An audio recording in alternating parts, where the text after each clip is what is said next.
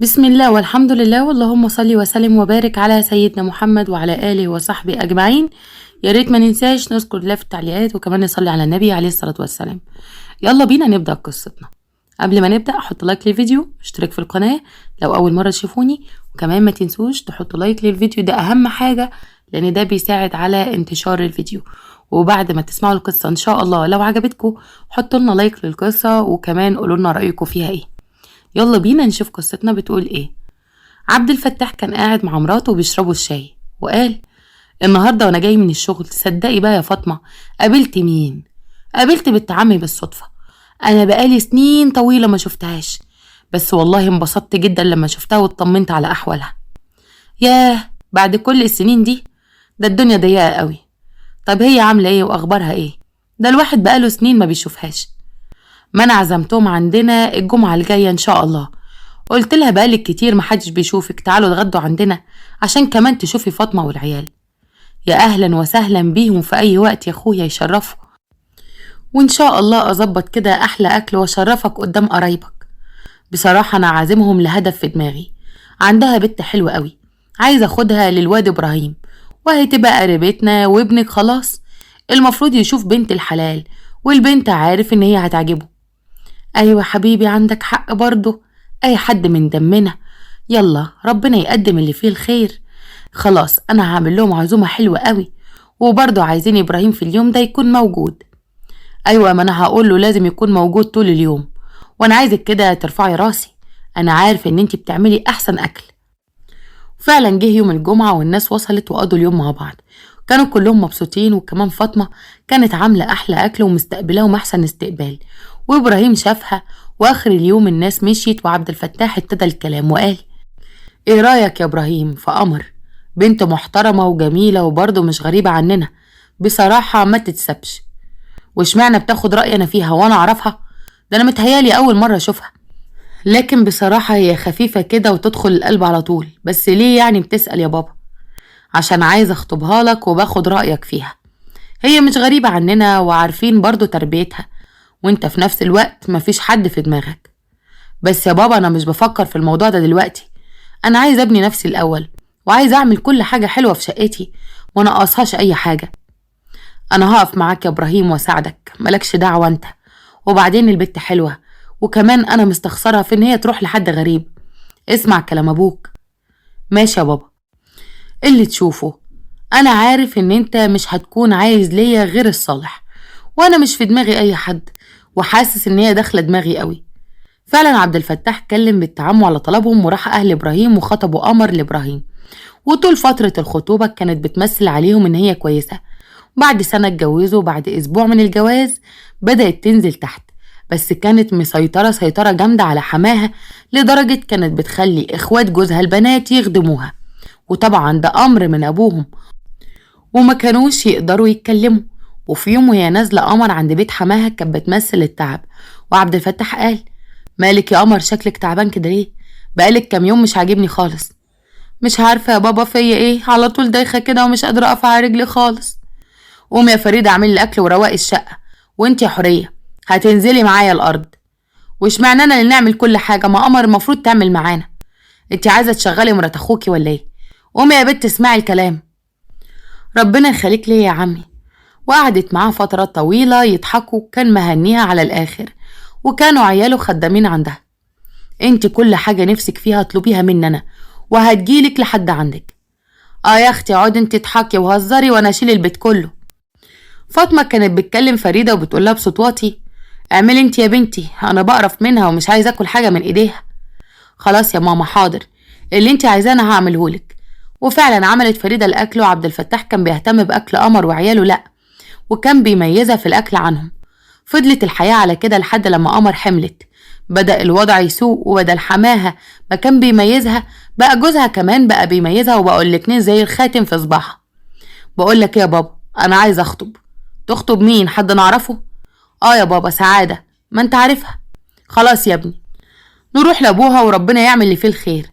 وفعلا تاني يوم راح صبحي وابوه لاهل سعادة وقال: بص يا حاج، احنا جايين النهارده وطالبين ايد بنتك لابني صبحي، واحنا مش هنلاقي احسن منكم نديلهم بنتنا. اتفقوا على كل حاجة وان هما مش هيتأخروا في فترة الخطوبة علشان صبحي مسافر يشتغل بره. بعد 3 شهور اتجوز صبحي من سعادة، وللأسف ما كانتش بتتعامل زي مرات إبراهيم.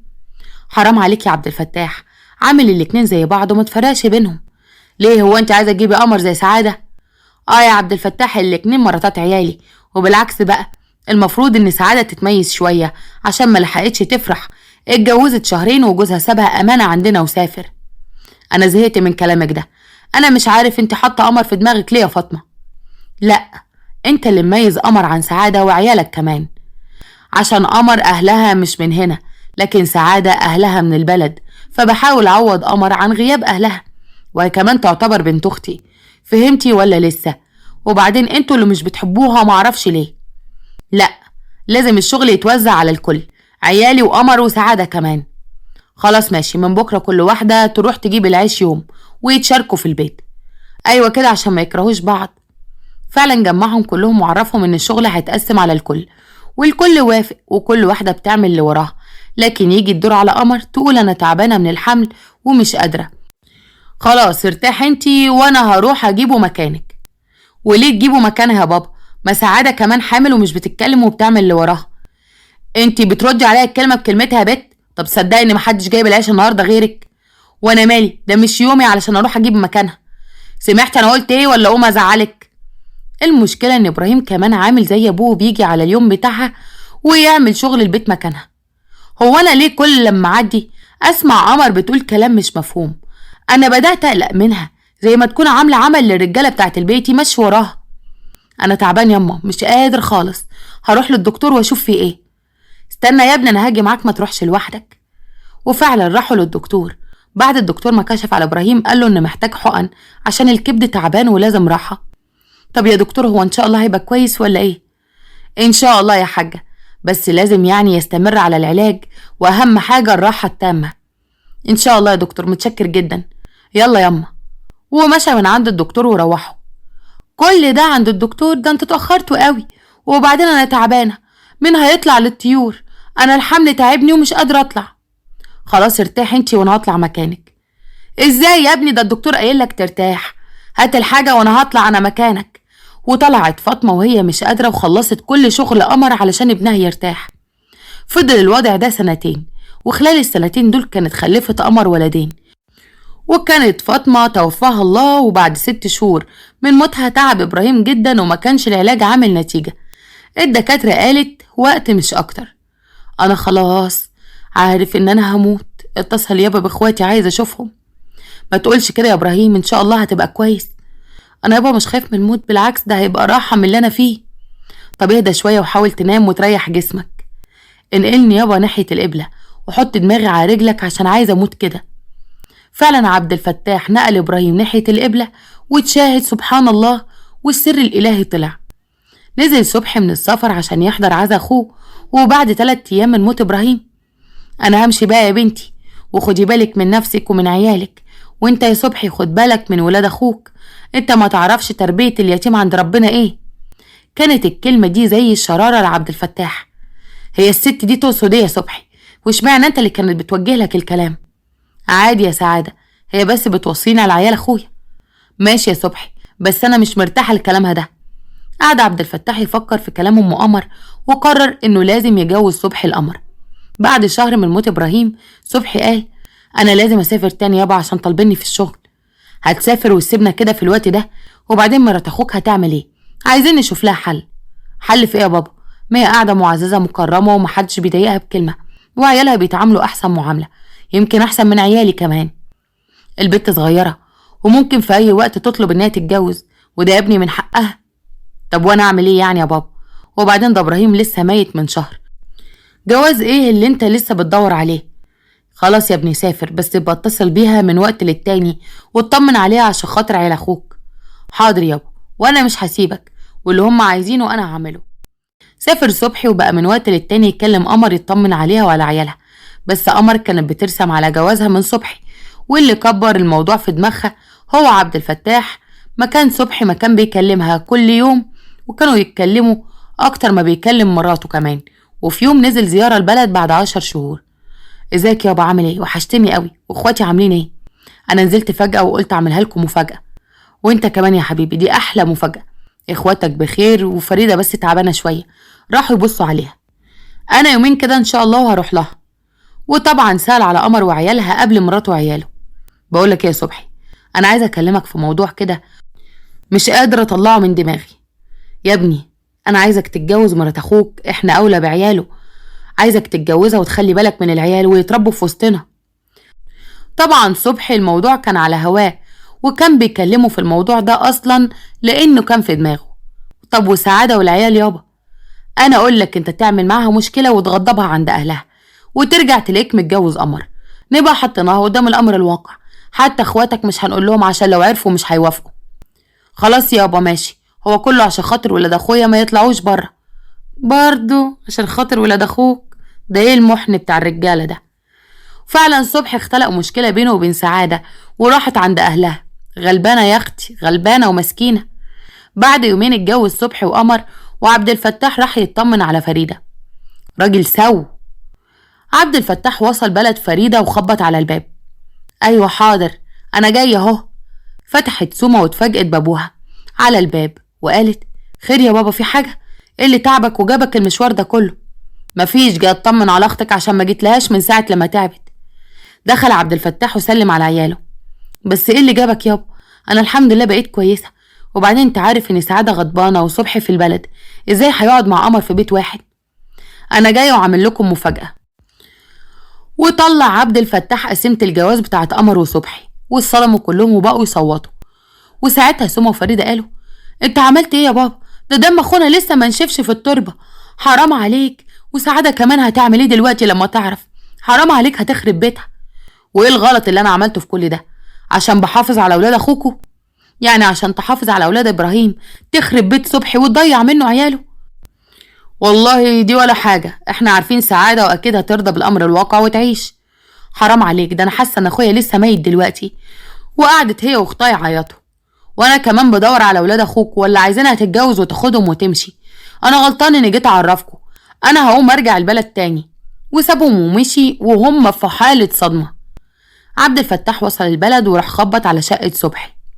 صبحي فتح الباب وقال: صباح الخير يابا، انت رجعت امتى؟ ده انت ملحقتش حتى تريح من السفر. سيبك بس مني، احنا عايزين نروح لسعادة ونرجعها البيت ونحكي لها على اللي حصل، وتحاول تقنعها انها ترضى بالامر الواقع. حاضر يابا، هروح اجيبها وربنا يستر لما تعرف. وخرج صبحي عشان يرجع سعادة. خبط عند اهل سعادة وراح صالحها وخدها ورجع البيت. اول لما رجعت البيت: ازيك يا سعادة؟ حمد لله على السلامة، البيت نور. الله يسلمك يا عمي. مع انها استغربت عبد الفتاح لانه اول مرة يتكلم معاها بالطريقة الكويسة دي. اطلعي يا بنتي ريحي شوية، وانت كمان يا صبحي اطلع مع مراتك وسيبوا معايا فاطمة وعبد الفتاح، اصلهم وحشوني قوي. وفعلا طلع صبحي وسعادة على الشقة. وصبحي قال: سعادة عايزة اتكلم معاكي في موضوع، بس فهميني كويس ومن غير عصبية. خير يا صبحي، في ايه؟ قلقتني. بصراحة كده ابويا كان خايف على اولاد اخويا يطلعوا بره عشان امهم بيجيلها عرسان، فما لقيناش حل غير ان انا اتجوز قمر. انت بتهزر صح؟ انت عايز تتجوز قمر عليا؟ عشان كده عمي بيتعامل معايا كويس. لا، هو بالفعل انا اتجوزت قمر امبارح، بس انا متجوزة عشان احافظ على اولاد اخويا. يعني انت مرجعني البيت عشان تقولي انك اتجوزت مرات اخوك؟ ما كانش قدامي حل غير كده، اعمل ايه؟ غصب عني، ابويا غصب عليا. واتجوزتها كمان من غير ما تعرفني، وبتحطني قدام الامر الواقع عشان اوافق، صح؟ بس للاسف انا مش هوافق على حاجة زي كده، واشبه انت بيها، وياريت تطلقني بكل هدوء. بس انا مش عايزة اسيبك انت والعيال، دول عيالك وانا لا يمكن ابعدهم عنك، لكن انا مش هعيش معاك تاني. نزلت السعادة ودموعها على خدها واخدت عيالها ورجعت تاني عند اهلها. خبطت الباب وهي مش عارفة تقف على رجليها من كتر العياط والصدمة. ام سعاد اول لما فتحت الباب اتصدمت لما لقيتها بنتها وكانت في الحالة دي. ايه يا بنتي مالك؟ هو انت لحقتي تتخانقي انت وصبحي تاني؟ صبحي اتجوز عليا قمر يا ماما، وكان عايز يحطني قدام الامر الواقع. يا مصيبتي السودة، يا عيني عليك يا بنتي، مش لاقيه الفرح من يوم ما اتجوزتي في البيت ده. انا مش عايزه ارجع له تاني وعايزه اتطلق منه يا ماما. طبعا احنا مش هنوافق انك ترجعي الا لما يطلقها، لو شريكي وشاري العيال، اما غير كده يبقى مش هيشوف ضفرك تاني. وهو مش هيطلقها، هو خايف على اولاد اخوه. ومش عايز حد غيرهم هم اللي يربوهم. يعني هو باقي على عيال اخوه اكتر من عياله؟ خلاص ما انتش راجعه البيت ده تاني، وكل واحد يروح لحاله. فعلا صممت سعادة واهلها على الطلاق، رغم ان ناس كتيرة اتدخلت عشان تحل الموضوع، لكن هي كانت مصممة. فعلا تم الطلاق. بعد شهرين رجع صبحي لسفر تاني، وبقى يبعت لها كل الفلوس اللي معاه، ويخلي فلوس بس على قده. ازيك يا ماما؟ وحشتيني جدا. الحمد لله يا حبيبتي، طمنيني عليكي. انتي اخبارك ايه؟ الحمد لله كويسة، والبيت كله بقى بتاعي. صبحي كمان بيبعت لي كل فلوس شغله، واخواته كل واحدة في بيتها، ولما بيجوا يقعدوا اسبوع ويمشوا. طب الحمد لله يا حبيبتي ان انا اطمنت عليكي. خدي بالك من العيال ومن نفسك. هقفل بقى عشان اخواتك جايين. ماشي يا ماما، سلميلي عليهم كتير، وبهتيهم وتعالي اقعدوا معايا يومين. ان شاء الله يا حبيبتي، سلمي على عمك بقى، مع السلامة. وفي بيت ام سعادة. وبعدين هنعمل ايه في مصاريف العيال؟ مصاريفهم كل شوية بتزيد. طب اعمل ايه يعني يا ماما؟ ما انا بعتلهم ناس كتيرة وبيقولوا لي صبحي مسافر ولما يرجع هنقوله. دول بيسكتوك يا هبلة عشان ما تطالبيش بحاجة. هو يعني مش بيبعت للمخفية اللي اسمها قمر؟ طب قولي لي اعمل ايه ياما؟ احنا نرفع قضية نفقة للعيال، وهم هيبعتوا غصبا عنهم. ايوه ياما، بس المحامي هيبقى عايز فلوس، وانت عارفة ان انا ما حلتيش حاجة. مالكيش دعوة، انا هديكي لحد لما تاخدي النفقة وبرجعيلي الفلوس تاني. سعادة ما كانش عندها حل غير ده، اصلها هتعمل ايه يعني؟ ما باليد حيلة. خلاص ماشي يا ماما، بكرة ان شاء الله اروح للمحامي واشوف هنعمل ايه، ونرفع القضية. ربنا يوقف لك ولاد الحلال يا بنتي وينصرك عليهم. وفي البيت عند قمر، كانت بتكلم صبحي في التليفون وبتقوله: بقولك ايه يا صبحي، انت عارف الشقة اللي احنا فيها صغيرة وشقة سعادة كبيرة، ايه رأيك لما نزل لها حاجتها في البدروم واظبط الشقة فوق ونقعد احنا فيها؟ اعمل اللي انت عايزاه يا قمر، كده كده سعادة مش راجعة تاني، فاحنا اولى بالشقة اللي فوق. انا كده كده مش هاخد اي حاجة من الشقة، احنا لمينا حاجتها كلها عشان لما تيجي تطلب بيها تبقى تاخدها. خلاص ماشي، اعملي اللي انت عايزاه. المهم انت عامله ايه والعيال عاملين ايه؟ اوعي تكوني مخليهم محتاجين حاجه. كل اللي هم عايزينه اطلبيه مني، وانا ان شاء الله كلها شهرين وهنزل زياره. ماشي يا حبيبي، ربنا يخليك لينا. انا بس مش عايزه اضغط عليك في المصاريف، انت برضه في غربه، ربنا يعينك. لا ما تشيليش هم حاجه، الحمد لله الدنيا ماشيه، وكل اللي هتطلبيه ان شاء الله هبعته. وابويا عامل ايه؟ بتديله يا قمر فلوس من اللي انا ببعتها؟ خلاص المرة الجاية ان شاء الله هديله، اصل بصراحة الفلوس اللي انت بعتها كانت دخلت مدارس وخلصت. ماشي يا حبيبتي، ان شاء الله اسبوع كده وابعتلك كل اللي انت عايزاه. هقفل بقى عشان عندي شغل. خلاص ماشي، خد بالك من نفسك. فعلا قمر ما صدقت ان صبحي وافق ان هي تطلع فوق، ونزلت العفش بتاع سعادة كله في البدروم، حطته بعشوائية لدرجة ان في حاجات كتيرة اتكسرت. خلصت وطلعت عفشها هي فوق، وسعادة راحت للمحامي تاني يوم وحكت له على كل اللي حصل. خلاص ان شاء الله هنرفع قضية لنفقة العيال، واتفق معاها على الاتعاب، وكانت اتعابه كتير عليها. روحت سعادة البيت وحكت لامها وقالت لها على الاتعاب. يا كل ده؟ طب واحنا نجيب منين كل ده؟ انا كنت فاكرة ان الموضوع حاجات بسيطة. انا كده هيبقى حمل عليا، قواضي واكل وشرب العيال، لا انا ما اقدرش على كل ده. طب انا اعمل ايه ياما؟ مش انت اللي قلتيلي ارفعي عليه قضية؟ هو انا هدفع منين ده كمان؟ مفيش حل غير ان انت تنزلي تشتغلي عشان تصرفي على العيال، واتعاب المحامي انا هجيب لك كل ده منين؟ حاضر يا اما، هنزل اشتغل واصرف على العيال. ودخل السعادة اوضتها وقعدت تعيط على الحال اللي وصلت ليه. وفي يوم اخوات صبحي نزلوا زيارة للبلد، وقابلتهم قمر بأسوأ معاملة. ايه ده يا قمر؟ الشقة فاضية كده ليه؟ امال عفشك راح فين؟ عفشي طلعته فوق، المكان هنا ضيق وعيالي بيكبروا. امال عفش سعادة فين؟ نزلته البدروم، انا بعتلها تيجي تاخده وهي اللي مش راضية. تستلم ايه؟ حسبي الله ونعم الوكيل فيك يا شيخة، يعني مش كفاية خدتي جوزها؟ لا وكمان بهدلتي حاجتها وخدتي شقتها. بقولك ايه يا فريدة، ما تتكلميش معايا كده عشان ما يحصلش مشكلة ما بينا. حاجتها يا اختي عندك، عايزاها تيجي تاخدها. منك لله يا شيخة، ده انت طلعتي حية. يلا يا سومة، يلا نروح لسعادة ونشوفها ونشوف العيال. وفعلا راحوا عند سعادة البيت، وهي قابلتهم كويس جدا، قعدوا واتكلموا. عاملة ايه يا سعادة؟ اخبارك ايه يا حبيبتي؟ اهو زي ما انت شايفة، نزلت شغل وبربي العيال واصرف عليهم. انا عايزة اقول لكم حاجة عشان ما تزعلوش مني. احنا عمرنا ما نزعل منك يا سعادة، انت اختنا. المخفية التانية حسبي الله ونعم الوكيل فيها على اللي عملته فيكي. ملوش لازمة الكلام ده، كل واحد راح لحاله. انا اهم حاجة عندي عيالي. مصاريف زادت عليا قوي، وانا رحت رفعت قضية على صبحي عشان مصاريف العيال. حقك طبعا وحق عيالك، بس ليه يا سعادة ما رحتيش خدتي حاجتك؟ انت اولى بيها وعيالك اولى بيها، كنت خدتيهم يما، انت اولى بيهم واستنفعتي بيهم. اخد ايه؟ بعتلي مع ناس اجي اخد حاجتي، رحت لقيت عفشي كله متكسر، ده انا ملحقتش اتهنى بيه. حسبي الله ونعم الوكيل فيها. احنا كمان مش هنسكت وهنكلمه يبعت للعيال فلوس، وهنبهدله على اللي هو عامله ده. احنا كنا جايين نطمن عليكي، والحمد لله ان انت كويسه انت والعيال. نستأذن احنا بقى. سما اتصلت على صبحي وهي في الشارع عشان تتكلم براحتها. ازيك يا صبحي، عامل ايه؟ ايه اخبارك؟ الحمد لله والله، انت اخبارك ايه والعيال عاملين ايه؟ احنا بخير الحمد لله. بقولك يا صبحي، انا وفريده في البلد، احنا رحنا لقينا قمر نزلت حاجه السعاده كلها في البدروم. ينفع كده يا ابني؟ هي هتعمل لها ايه يعني؟ ما بعتت لها كذا مره تيجي تاخد حاجتها وهي اللي مش راضيه. خلاص تولع بقى ولا تشرب من البحر. حتى انا مش مديها حاجه، ولا حتى مديها فلوس القايمه. ازاي يا ابني؟ انت كده حتى مش بايع عليها، مش عامل حساب للعيش والملح ولا العيال اللي ما بينكم. اعمل حساب حتى للعيال، مع انهم هم اولى ياخدوا الحاجه. مش احسن ما تترمي وتتكسر؟ سيبك منها، اعلى مفخلها تركبه. انا مش عارف انتوا بتدافعوا لها كده ليه؟ علشان عندها حق وهي الوحيده اللي اتظلمت في الموضوع ده. مش مكفيك كده، لا كمان بتيجي عليها وعلى عيالك. على العموم يا صبحي، سعاده رفعت عليك قضيه عشان مصاريف العيال. تعمل اللي تعمله، مش مديها حاجه، ولو ليها حاجه تاخدها مني من المحكمه، وخليها بقى تحاسب على القواضي اللي عماله تعملها. تصدق يا صبحي، بقيت تتكلم زي قمر. هي برمجتك ولا ايه؟ خليتك حتى تتكلم نفس الكلام. وايه دخلها دلوقتي في الحوار قمر؟ انا مش عارف انتوا ما بتحبوهاش ليه. خلاص يا صبحي، انت الكلام معاك ما بقاش نافع. سلام عشان ما نتخانقش. فضل صبحي على الحال ده اكتر من 20 سنة، بيسافر ويتغرب ويبعت لعياله 600 جنيه النفقة، ويصرف مصاريف كلها على عيال اخوه. ونزل عاش في مصر وبطل يسافر. وفي يوم عزمت قمر اخوات جوزها علشان فرح ابنها الكبير، وفعلا كلهم راحوا وكانوا فرحانين.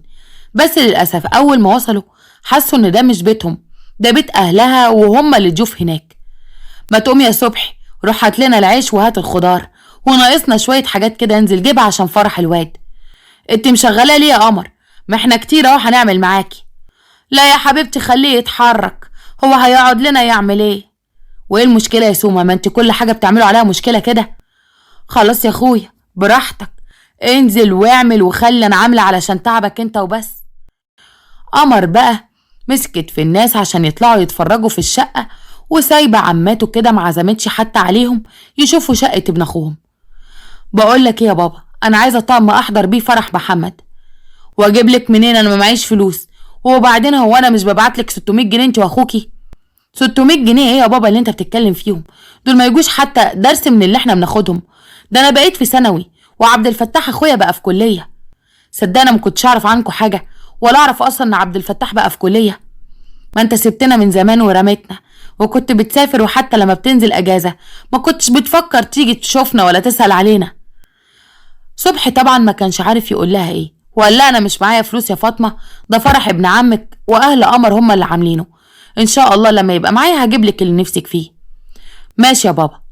وسكتت، لكن من جواها مقهورة وشايفة ان العيشة اللي ولاد عمها فيها دي هي واخوها اولى بيها، وكانت متأكدة ان هو اللي عامل كل حاجة لمحمد. وبعد شوية الكل كان بيجهز للفرح. خلاص كده يا قمر، كده الكل جاهز، انا هطلع بقى عشان البس. خد يا صبحي ما تطلعش فوق، الشقق خلاص اتقفلت، البس بقى في الشقة اللي تحت. صبحي دخل من غير ما يرد عليها، واخواته شايفينه كده وصعبان عليهم، بس هما لما بيتكلموا معاه بيغلطهم وبيدافع لقمر. فضلوا ما يتكلموش عشان قمر ما تقولش ان عماته هما اللي بوظوا الفرح. عدت الايام وكان صبحي برضو لسه مهتم بقمر وبعيالها، وما كانش سائل في عياله ابدا. وفي يوم سوما كانت قاعده في بيتها، لقت فاطمه بتتصل عليها وقالت ازيك يا عمته، عامله ايه؟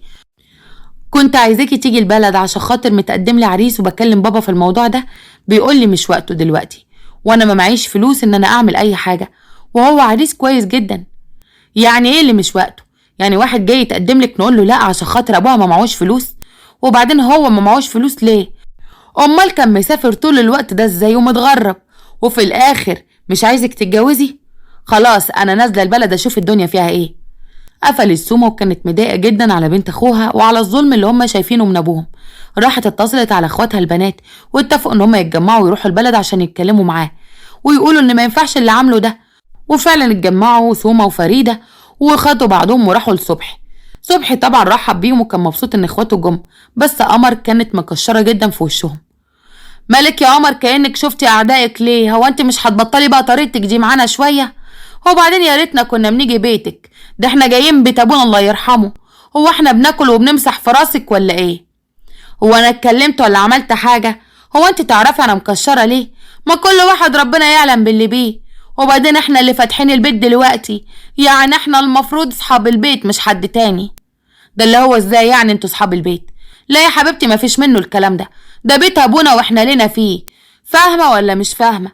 ولا البيت بيت ابونا والغرب يطردونا؟ فيها فريدة مالك؟ وانت يا سومة هو انتوا جايين على خناق ولا ايه؟ وبعدين مين الغريب اللي في البيت؟ ما كلنا واحد، قمر مراتي وعيالها ولاد ابراهيم، يعني ما فيش حد غريب في البيت.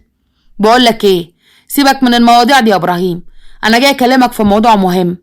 فاطمه ازاي تقولك ان في عريس جاي لها ولازم تقعد معاه علشان تتفقوا، تقوم تقول لها لا انا ما معيش فلوس هجهز؟ امال مين اللي هيجهزها؟ ها، هو في حد غيرك يجهزها؟ ايوه ما معيش فلوس، طالع من جوازة محمد صارف اللي ورايا واللي قدامي. وبقول لها يا ست تستنى شويه، ايه المشكله؟ ما حصلش حاجه. هو انت في ايه بجد؟ ازاي تقول لها الكلمتين دول؟ هي ذنبها ايه؟ دي برضه بنتك وملزومه منك، ما ينفعش اللي انت بتعمله ده. على فكره هتتحاسب عليهم حساب جامد عشان تبقى فاهم. في ايه يا فريده؟ انت عماله تأنبي كده ليه يا حبيبتي في الراجل؟ هو خلاص مش معاه حاجه عشان يديها لهم، خليها تستنى شويه. ولو صعبانه عليكوا قوي كده جهزوها انتوا برضه مش فقراء. طبعا الكلمتين ضايقوهم جدا وكانوا متأكدين وعارفين ان صبحي مش هيدي حاجة لبنته وان هو مش طبيعي خالص. وفعلا راحوا عند سعادة مرات صبحي القديمة وفعلا قعدوا معاها واتكلموا مع فاطمة وقالوا لها ما يهمكيش حاجة يا بنتي، احنا سدادين في اي حاجة، وابوكي ده ربنا يصلح له حاله، ما تعرفيش هو فيه ايه. والله احنا حتى مستغربينه، حتى معاملته معانا متغيرة خالص ومش عارفين ايه ماله، ايه اللي حصل له ده. انا من ساعة ما وعيت على الدنيا يا عمتي وهو كده، انا ما شفتش منه حنية في يوم، ولا انا ولا اخويا، على طول بيصرف على محمد وعلي ولاد عمي. انما احنا حقنا فين؟ المفروض الناس عارفين ان ابويا مش قليل وان احنا حياتنا ما تبقاش كده. ليه هو عامل فينا كل ده؟ انت عندك حق في كل اللي بتقوليه، بس في نفس الوقت انا حاسه ان ابوكي كده اكيد مش طبيعي. حاسه ان هي عامله له عمل ولا عامله له حاجه، ماشي وراها كده من غير اي تفكير. مش عارفه بجد في ايه في دماغه، ده ما كانش كده. سمى وفريده رجعوا من عند فاطمه وكانوا زعلانين على حالهم قوي، وفي نفس الوقت كانوا زعلانين على حاله ان هو بيتكلم بالطريقه دي. كلموه ان لازم يقعد مع العريس ويتفق على كل حاجه وهم هيبقوا متفقين ان هم يجهزوها، لكن برضه مرضيش يقعد غير لما اتاكد فعلا ان هم اللي هيجهزوها. وفعلا صبحي قعد مع العريس وعمتها ما سابوهاش وجهزوها والدنيا كانت تمام. والحياة قلبت رأسا على عقب لما صبحي تعب وما بقاش يسافر وما بقاش يدخل فلوس في البيت.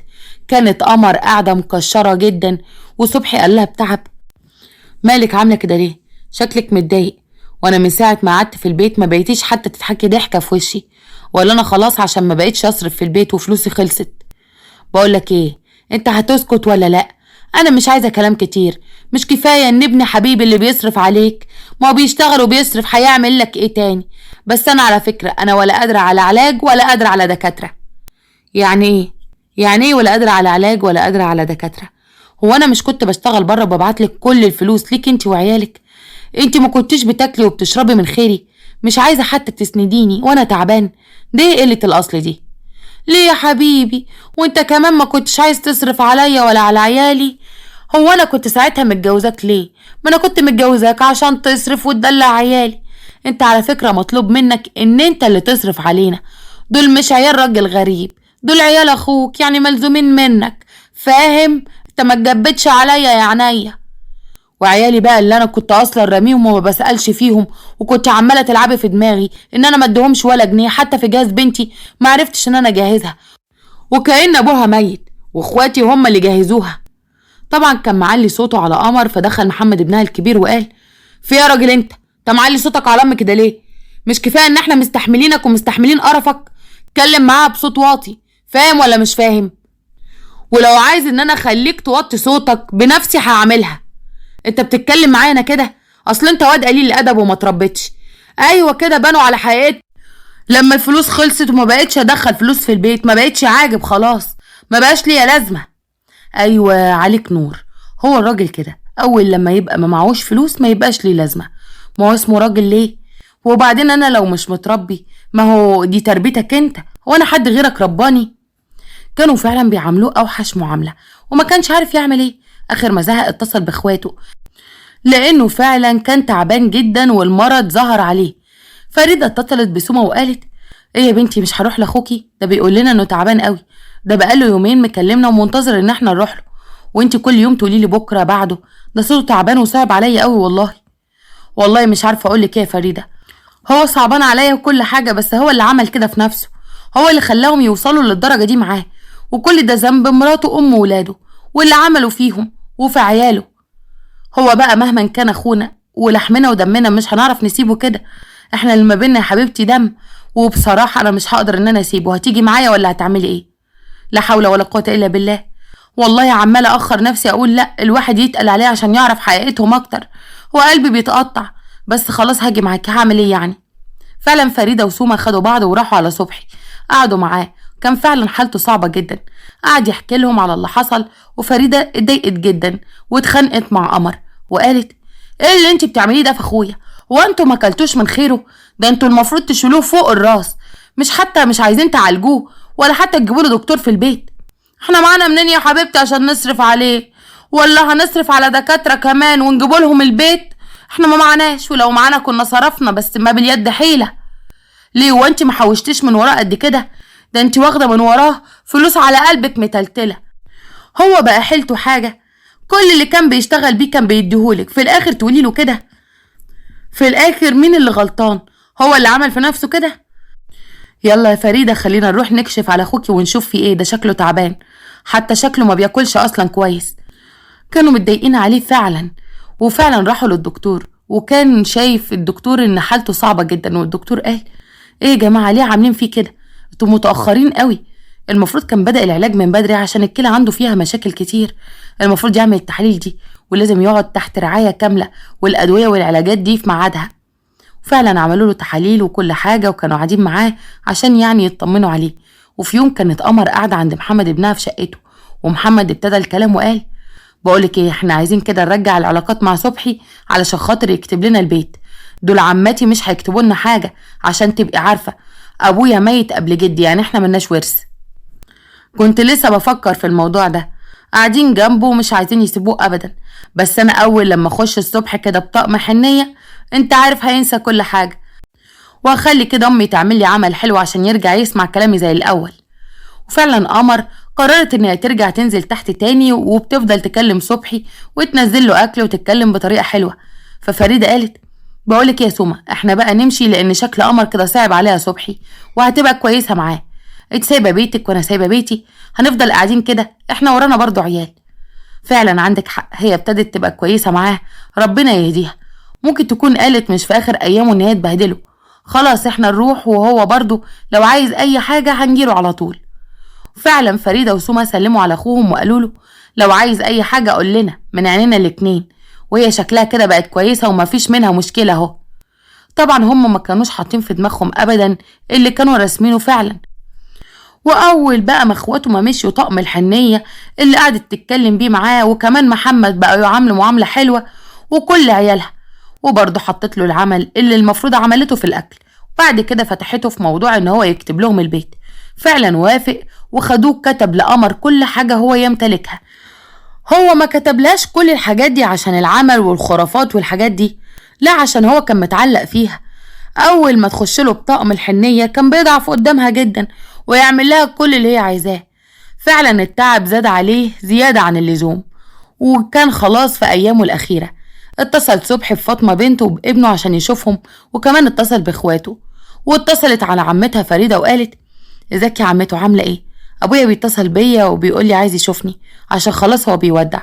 انا مش فاهمه هو في ايه، انا بصراحه زعلانه منه، وفي نفس الوقت ده برضو ابويا، لكن انا مش جاي لي نفسي ان انا اروح له. ده برضو لسه مكلمني وقايل لي كده، انا قلبي وجعني عليه، انا وسوما مش مبطلين عياط، احنا خلاص خلصنا لبس اهوت ومسافرين انا واختي جايين عشان نشوفه.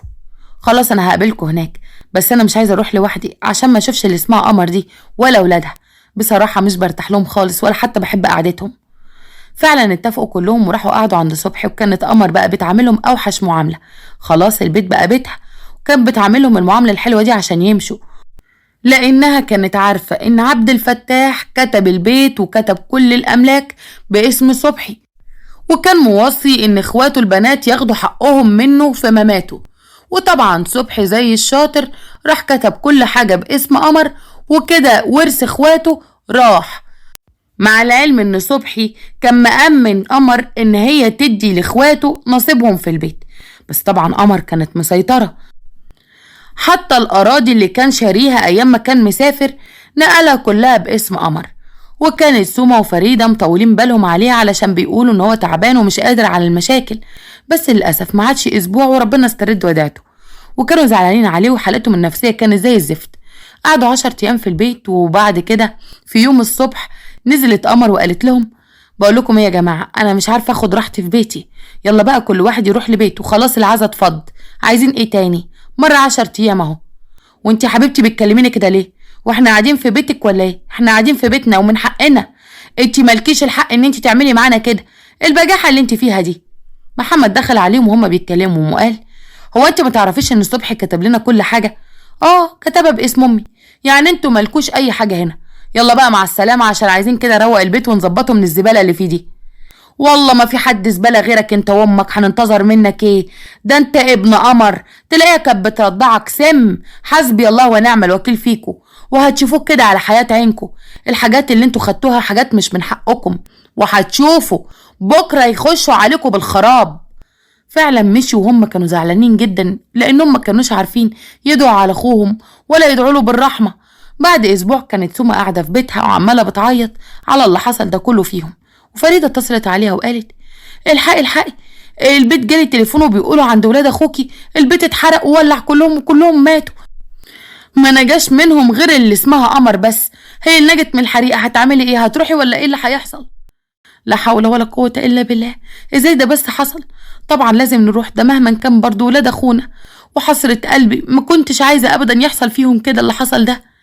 والله عندك حق، ما كناش عايزين نوصلوا للمرحلة دي، بس هنقول ايه؟ حسبي الله ونعم الوكيل فيكي يا قمر، انتي اللي خليتي ولادك ياكلوا الحرام عادي، وهي اللي وصلتهم للمرحلة دي. فعلا راحوا، والموضوع كان صعب جدا عليهم وعلى كل البلد، بس البلد كلها كانت بتتكلم وبتقول دي آخرة الظلم وآخرة اللي عملوه في عيال صبحي، ان هم خدوا حق مش من حقهم. وفعلا عماتهم فضلوا قاعدين لحد لما خدوا عزاهم، بس كانت قمر خلاص اتجننت، ما كانتش بتقول غير انا اللي عملت كده، انا اللي خدت كل حاجة وانا اللي ضيعت عيالي. وكمان كانت عمالة تقول كلام مش مفهوم وتجري في الشارع زي المجنونة، ومحدش طبعا كان عارف يتكلم معاها ولا حد كان عايز يتكلم معاها عشان عارفين قد ايه ان هي وحشة. مامتها خدتها غصب عنها وقعدتها في البيت، بس اتفاجئوا ان هي للأسف انتحرت عشان ما قدرش تستحمل اللي هي فيه ده كله، وفي الاخر ماتت كافرة، يعني لا خدت حاجة في الدنيا ولا في الاخرة. ما هو ده يا جماعة اخرة الظلم، لازم الظالم يشوف عذابه في الدنيا وكمان في الاخرة. ودي كانت نهاية قصتنا، ويا رب تكون القصة عجبتكم. يا ريت بقى لو وصلتوا معايا لنهاية القصة ما تنسوش تحطوا لنا لايك للقصة وتشتركوا في القناة وتفعلوا الجرس على زر الكل علشان يوصل لكم كل جديد. اشكركم واشوفكم في قصة جديدة ان شاء الله، والسلام عليكم.